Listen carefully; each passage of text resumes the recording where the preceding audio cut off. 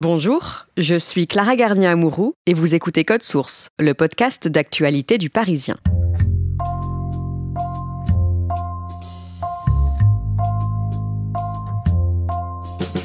Son émission bat des records d'audience. 1 700 000 fidèles en moyenne, 300 000 nouveaux téléspectateurs sur un an.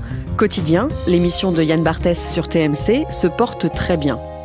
La recette marche, un ton impertinent et décalé, des questions poil à gratter, mais tout ça contraste avec un présentateur anti-star, timide et discret. Aujourd'hui dans Code Source, on vous raconte le succès de Yann Barthès avec Benoît d'Aragon et François Rousseau, spécialiste médias au Parisien.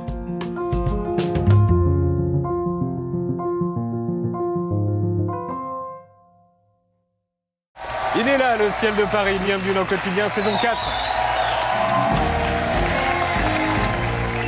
En 15 ans, Yann Barthès est devenu une star du petit écran, mais il est très discret sur sa vie privée. Benoît d'Aragon, qu'est-ce qu'on sait de lui ? On ne sait pas grand-chose, justement, parce qu'il refuse de parler de sa vie privée. Il accepte qu'une interview par an, en général, au moment de la rentrée. On sait qu'il est né en 1974 à Chambéry.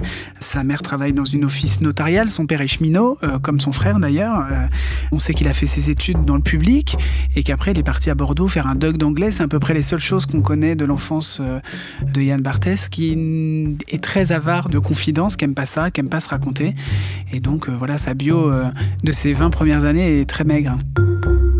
Est-ce qu'on sait quand même si pendant son enfance, il regarde beaucoup la télé ? Il raconte souvent qu'il regardait Christine O'Krent quand elle faisait le journal télévisé sur Antenne 2. Il doit avoir une dizaine d'années. Madame, monsieur, bonsoir. Et il dit qu'il a pleuré quand elle est partie, quand elle a décidé de quitter le journal télévisé. Et après, il a très vite eu envie d'être caméraman, de travailler l'image. Il fait de la photo. Donc, il a toujours été un peu intéressé par ces sujets-là. Il étudie donc d'abord l'anglais, avant de s'orienter un peu par hasard vers une école de journalisme. Exactement, et il prendra notamment des cours de sémiologie de l'image, ça veut dire d'analyse des images, de la communication, quelque chose qu'il va utiliser après dans ses émissions, parce que c'est ça qui l'a rendu célèbre, c'est d'arriver à voir dans des séquences qu'on va voir dans des journaux télévisés, les petites choses un peu savoureuses qu'il va pouvoir monter en épingle. À 25 ans, il entre à Canal+, mais par la petite porte. Oui, il décroche un stage au service de presse de Canal+. En fait, il fait la revue de presse, c'est-à-dire quand le patron de Canal+ arrive le matin de bonne heure, il lui faut sur son bureau une petite revue de presse avec tous les articles qui ont été écrits sur le groupe Canal+, et puis sur la concurrence, pour que voilà, il ait une idée de ce qui se dit dans le milieu des médias. Et donc voilà, c'est ce que fait le petit Yann Barthès le matin. Et ça lui plaît de chercher des petits trucs marrants qui pouvaient amuser les patrons de Canal. Petit à petit, il va donc gravir les échelons et il va passer d'émission en émission. C'est ça, sa première expérience, c'est à Plus Clair, qui était un magazine média qui décryptait. D'abord, il calait les invités, il était ce qu'on appelle en télévision programmateur. Et puis après, il va faire une chronique, un magnéto, où déjà il va revenir sur la semaine média avec déjà un petit ton ironique, un peu poil à gratter, un peu sale gosse qu'on connaît depuis. François Rousseau, au début des années 2000, Yann Barthès rencontre celui qui va devenir son producteur, Laurent Bon. C'est qui ? Laurent Bon, c'est un des producteurs les plus influents de Paris aujourd'hui. C'est un homme de presse depuis toujours qui a fait de la presse culturelle, de la presse écrite, et puis c'est devenu un des producteurs phares de Canal+. Et c'est quelqu'un qui a un vrai sens et de l'info et de l'image. Et Laurent Bon, c'est quelqu'un de très discret, vous trouverez pas sa photo sur Google, et qui, dans la même veine que Yann Barthès, aime le contre-champ de l'actualité. Montrer l'image secrète ou ce que les médias mainstream ne vous montrent pas. Il crée le Grand Journal en 2004, qui à l'époque, Canal+ enchaîne les échecs dans ses plages en clair de l'avant-soirée. Et donc, il confie carte blanche à Laurent Bon, à Michel Denisot aussi, pour créer une émission qui fait à la fois de l'actualité, à la fois de la culture et du glamour, qui est chic et un peu choc. Et du coup, il pense à Laurent Bon, dont c'est exactement l'ADN, qui aime bien quand ça brille, quand il y a des paillettes, et en même temps que ça raconte quelque chose. Et donc, il confie à Yann Barthès un magnéto qui s'appelle Le Petit Journal à l'époque. Voilà, c'est une chronique au sein du Grand Journal dans lequel il y a plein de petites pastilles, et c'est une chronique qui va très vite être remarquée et qui va très vite gagner en temps et en médiatisation. C'est Bernadette Chirac qui doit faire le premier discours. Jacques Chirac s'assoit derrière et aperçoit une damoiselle qui n'a pas de place assise. Lui, très poli, insiste pour l'avoir à côté de lui. Le concept, c'est des petites séquences qui ont échappé à tout le monde, qu'on a parfois déjà vues dans les journaux télévisés, qu'on a déjà vues dans les chaînes info continues. Et c'est ce petit détail qui va être mis en perspective, sur lequel ils vont se concentrer et qui en fait fait rigoler. Voilà, moi j'ai souvenir de cette séquence avec Nicolas Sarkozy, qui est président depuis quelques mois, qui va en Roumanie en voyage officiel pour signer des décrets et des accords avec le président roumain. Et pas mal le stylo qui brille. On vous le remet. Eh bien, il brille. Il le mate 2 fois. Il revient dessus, le prend, demande au président roumain et hop, un truc bling-bling de plus dans la poche. Ça, évidemment, ça va pas être montré au journal télévisé. Et eux, ils vont se concentrer là-dessus. Et évidemment, c'est très drôle. Et évidemment, ça fait le buzz à l'époque. Et voilà, et c'est ça le ton du petit journal. Au départ, ça dure quelques minutes. Après, il y a 2 chroniques qui reviennent, une partie actu, une partie plus people.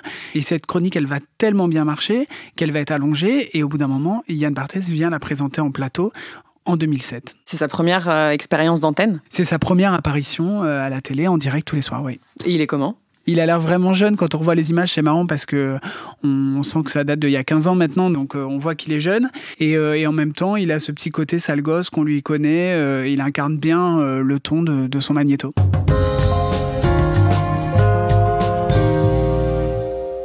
En 2011, le duo Yann Barthès-Laurent Bon crée sa propre société de production, Bangoumi. Et le petit journal devient alors totalement autonome. Il y a une petite bras de fer à Canal+, c'est-à-dire que le petit journal va prendre son indépendance et va sortir du grand journal, donc le grand journal est amputé, et après va s'enchaîner le petit journal qui là encore va devenir de plus en plus grand et qui sera produit directement par Yann Barthès et Laurent Bon.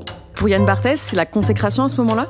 C'est clairement une émancipation de Yann Barthès et de Laurent Bon. C'est-à-dire que quand le petit journal sort du grand journal, c'est enfin un espace où, pendant une vingtaine de minutes, ils vont faire de leur marque de fabrique et de ce pas de côté une émission à part entière.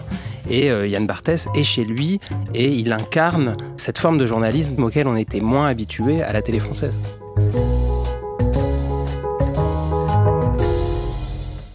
Ça ressemble à quoi, le petit journal, en quelques mots à ce moment-là ? C'est une promesse éditoriale, c'est on va vous montrer la face cachée de l'actu. Il s'est fait rembarrer. On va donner le coup de pied dans la fourmilière et c'est ce ton sarcastique et cette capacité à moquer les politiques Les élus locaux en dénonçant les promesses non tenues, en dénonçant les doubles discours. Ils deviennent redoutés des attachés de presse des politiques. Le symbole du petit journal à l'époque, c'est la perche, le micro qui se balade dans toutes les inaugurations et qui va recueillir les petites phrases cachées, les off, la coulisse. Et ça devient la promesse éditoriale du petit journal, montrer la coulisse que les JT de 20h vous montreront pas. Et ils montrent des choses importantes. On se souvient par exemple du moment où ils arrivent à montrer que Nicolas Sarkozy, encore lui, refait les mêmes discours d'inauguration en inauguration. Ils avaient fait un magnéto où voilà, ils avaient mis en parallèle 2 discours de Nicolas Sarkozy à un mois d'intervalle et ils disaient exactement la même chose parce qu'à l'époque, les communicants ne s'ennuyaient pas à tout réécrire. Et puis eux, ils ont dit, non, à l'heure, dans les années 2000, tout cela est archivé, tout cela est public et donc on va arriver à voir que la personne refait des discours. Donc ça, c'était très nouveau et ils ont fait notamment avec ce genre de coup d'éclat, ils ont fait beaucoup parler d'eux, ils se sont imposés comme des vrais journalistes politiques qui racontent des choses même si ça a l'air anecdotique. Le petit journal, c'est aussi un dénicheur de talents et d'humoristes. Oui, ils castent les gens dans Paris, ils vont voir des shows, ils vont voir des spectacles et ils veulent trouver les humoristes tendances. Ils vont chercher Panayotis Pasco qui aujourd'hui explose au théâtre. Ils vont chercher Vincent De Dienne, ils vont chercher Charlotte Lebon, Nora Hamzaoui, Éric et Quentin. Voilà, c'est une capacité à dénicher des talents qui ont aussi un ton, un style et qui se font complètement dans le décor du petit journal puis de quotidien. Et c'est toujours une bande qui revient. Oui, c'est des fidèles. C'était aussi une volonté de créer un esprit de bande et d'entourer Yann Barthès de jeunes trentenaires, tous un peu fondés sur le même moule, qui passent bien à la télé, qui s'expriment bien et puis qui ont ce côté déconne, rire facile. Donc c'est important, un talk show, c'est pas seulement un animateur, c'est aussi la bande qu'il y a autour. Et d'ailleurs, il crée un attachement entre le public et la bande. Moi, je suis allé plusieurs fois dans le public de quotidien, c'est-à-dire avec les gens qui viennent assister à l'émission en direct. Et quand vous parlez avec les gens, ils vous disent moi, j'aime bien Étienne Carbonnet sur le sport, moi, j'aime bien Salia Braclia sur l'instant de vérité. Il y a vraiment un attachement et les gens disent on les aime parce qu'ils sont sympas, ils sont plutôt beaux dans ce qu'ils font et puis ils donnent l'impression de pas trop se prendre la tête. Dans cette bande, il y a aussi des jeunes journalistes à qui Yann Barthès donne une première chance. Oui, bien sûr. Il n'est pas allé chercher des journalistes chevronnés, des quinquagénaires qui ont fait 10 fois le tour du monde. Il va viser des petits reporters, comme il les appelle, comme Martin Veil, qui est le petit reporter de l'émission, ou même Hugo Clément, qui est parti depuis, mais qui à l'époque était envoyé sur tous les fronts. Et là, clairement, ils ont eu cette idée de sélectionner des jeunes journalistes qui sont très présents sur les réseaux sociaux, qui ont le tutoiement facile et qui se tutoient tous en plateau, qui donnent ce petit côté bande un peu jeune dans lequel le jeune téléspectateur se reconnaît, bien sûr. Et puis, c'est des journalistes opiniâtres. Ils lâchent pas le morceau. Quand ils ont une proie, ils y vont. Que ce soit les interviews de Jean-Marie Le Pen, de Jean-Luc Mélenchon ou encore récemment de Ségolène Royal, c'est des journalistes qui en veulent. Et ils arrivent à avoir les petites phrases qu'ils veulent et ils arrivent aussi, du coup, à montrer les doubles discours, les mensonges. Et c'est en ça que, éditorialement, ça remplit la promesse de cette face cachée de l'actualité. En 2016, 12 ans après la création de la première version du Petit Journal, Yann Barthès quitte Canal+ pour TMC, une chaîne du groupe TF1. Ça a été la surprise. Canal+ était en train de changer de stratégie depuis l'arrivée de Vincent Bolloré. Et puis Yann Barthès et Laurent Bon ont décidé de quitter le giron. Ils ont été approchés par le groupe TF1 qui leur a proposé d'arriver sur TMC. Et Yann Barthès n'en croyait pas ses oreilles. Il a rigolé, il a dit Télé Monte Carlo. Ce qu'il faut savoir, c'est que la proposition lui est faite par Ara Aprikian, qui a été un des dirigeants de Canal+, mais qui était parti à TF1. Et en fait, Ara Aprikian est allé rechercher Yann Barthès pour l'amener sur TF1 avec l'idée de faire de TMC, qui était une chaîne qui ronronnait et sur laquelle il se passait pas grand-chose à part quelques fictions et quelques programmes de télé-réalité, d'en faire une chaîne un peu branchée et d'insuffler l'esprit déconnant et grinçant de Yann Barthès sur TMC. Et en ça, le pari est réussi. Le 23 juin 2016, c'est la dernière de Yann Barthès aux manettes du Petit Journal. Vous l'avez regardé ? Bien sûr, tout le monde l'a regardé. C'était un joli moment de télévision avec Catherine Deneuve qui dit que le Petit Journal s'arrête et qu'elle est triste. Je suis Catherine Deneuve et je déclare fermer le Petit Journal. C'est quand même pas rien, Catherine Deneuve, une des plus grandes actrices françaises qui dit ça. Et puis Yann Barthès quitte Canal après 18 ans, donc ça lui fait quelque chose. On sent quand même qu'il est assez ému. Merci d'avoir regardé le Petit Journal. Au revoir Canal+.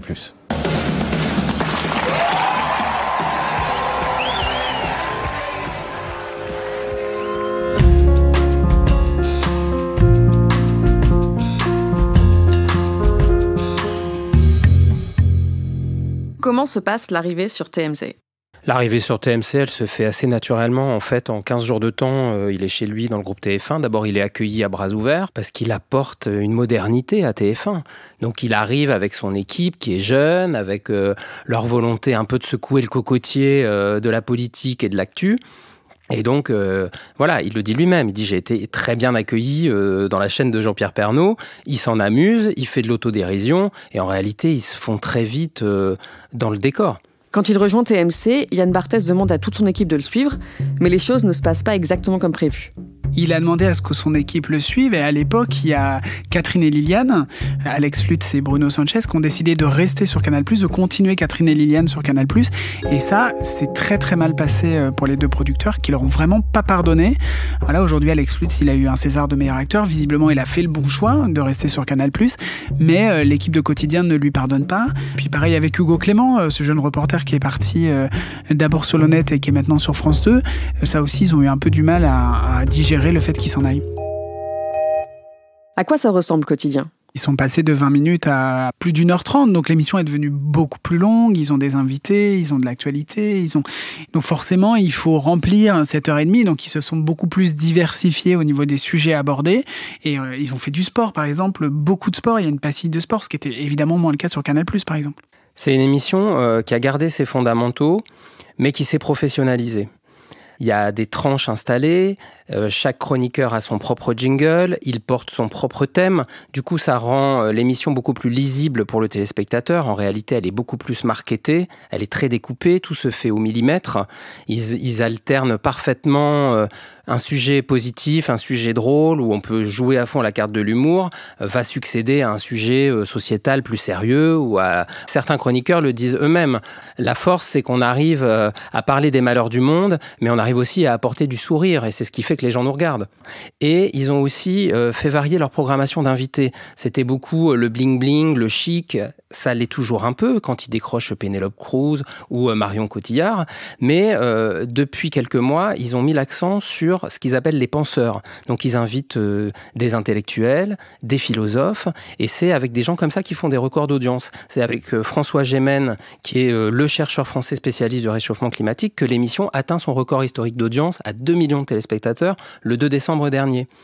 Aujourd'hui, il y a 30% de personnes de plus de 50 ans en plus qui la regardent, bien que leur cœur de cible, ce soit les 15-49 ans, mais ils sont en train de s'institutionnaliser, ils sont en train de conquérir un public beaucoup plus large, et il y a des personnes de plus de 50 ans qui ne sont plus effrayées par le ton jeune de Quotidien, et qui regardent cette émission, qui s'empare de causes sociétales, qui s'empare des scandales MeToo, du féminisme, des sujets LGBT, des inégalités, des sujets de sexualité, enfin tout ce qui traverse les générations est dans Quotidien.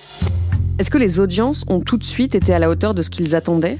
Quand il est arrivé sur TMC, Quotidien a remplacé une fiction allemande, Alerte Cobra, qui faisait 300 000 téléspectateurs.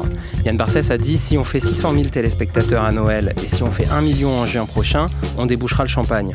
En réalité, ils ont tout de suite atteint les 600 000 téléspectateurs et la courbe n'a fait que s'envoler d'année en année, au point qu'aujourd'hui, en janvier 2020, Quotidien signe ses records historiques d'audience depuis 3 ans et demi.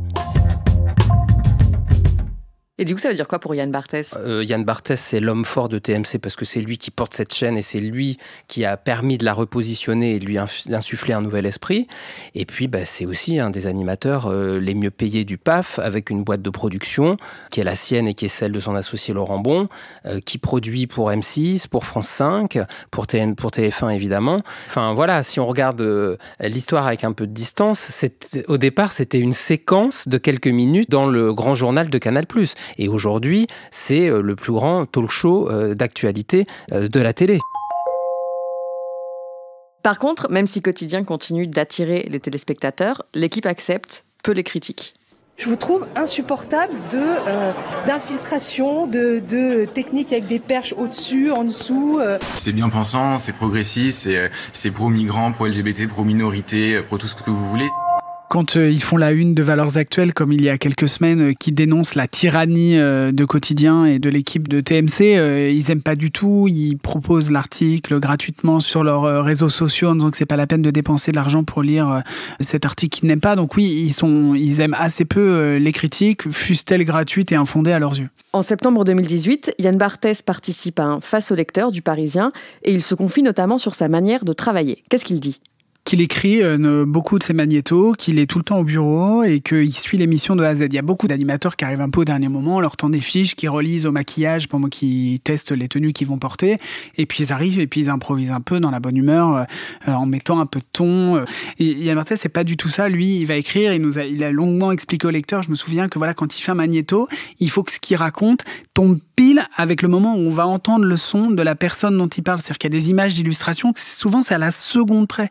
Et donc ça, il l'écrit et il va le répéter pour que 12 ans après la création de la première version du Petit Journal, tombe pile à la seconde près. Et donc ça, il n'y a que lui qui peut le faire. C'est du travail de répétition, d'écriture.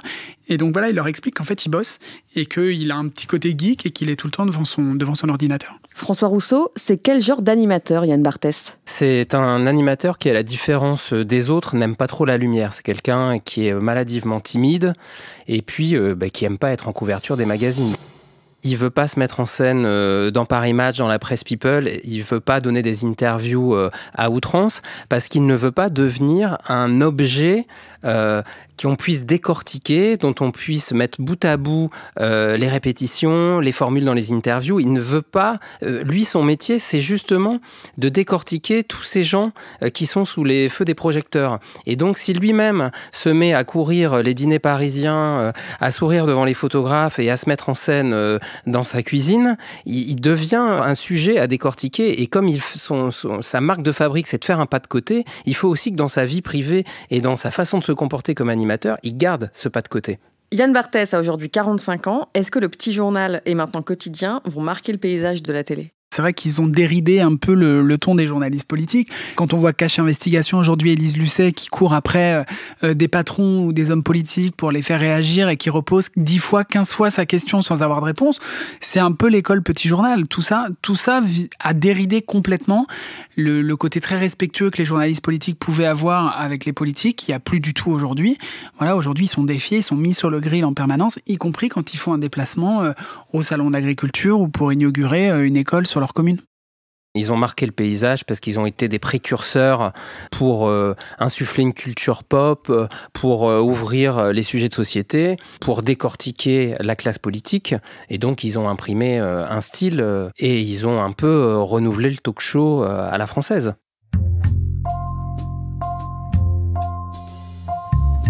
Merci à Benoît d'Aragon et François Rousseau.